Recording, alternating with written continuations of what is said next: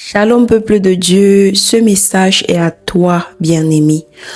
Toi qui te fais beaucoup de soucis, tu te dis mais pourquoi depuis que j'ai accepté Jésus-Christ comme Seigneur et Sauveur dans ma vie, je n'ai toujours pas reçu une prophétie sur ma vie de façon individuelle.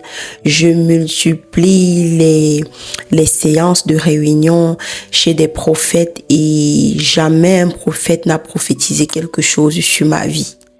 Oui, bien-aimé, ça cause certes de frustration, mais c'est faute d'ignorance parce qu'en réalité, nous avons tous des prophéties sur nos vies. Et puis, elles sont tellement nombreuses qu'on ne peut même pas les compter. Quand tu regardes de l'Ancien Testament au Nouveau Testament, le livre de la vie est rempli de prophéties. L'Éternel dit de toi que tu es semblable à un arbre planté au bord d'un cours d'eau dont le feuillage ne se sèche jamais et qui porte le fruit en sa saison. Que tout ce que tu fais prospère. Donc tu comprends que la parole de Dieu réellement nous rappelle tous les jours que nous avons des prophéties.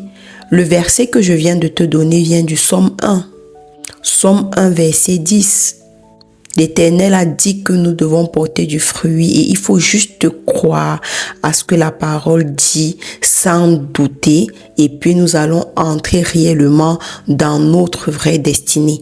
Je vais vous prendre un autre exemple de prophétie qui a sur votre vie et que vous n'avez même pas besoin qu'un prophète vous prophétise lors d'une séance personnelle ou particulière.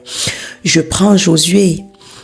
L'Éternel dit à Josué, Moïse est mort, lève-toi et puis amène le peuple vers la terre promise. Quand l'Éternel dit cela à Josué, il lui dit, garde ces paroles dans ta bouche, qu'elles ne s'éloignent jamais de ta bouche, vis selon ce qui est écrit et alors là tu vas prospérer dans tout ce que tu entreprendras. Et l'Éternel dit, c'est alors là que tu prospéreras dans tout ce que tu entreprendras. Oh bien-aimé, bien-aimé, franchement, j'espère que ce message te pousse à comprendre qu'un trésor est vraiment caché. Nos prophéties sont cachées dans la parole.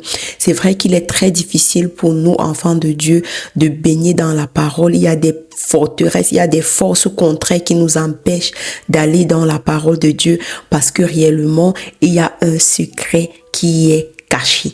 J'espère que ce message t'a béni et si tu veux vraiment bénir la vie d'une autre personne, n'hésite pas à partager et à t'abonner si le contenu t'intéresse.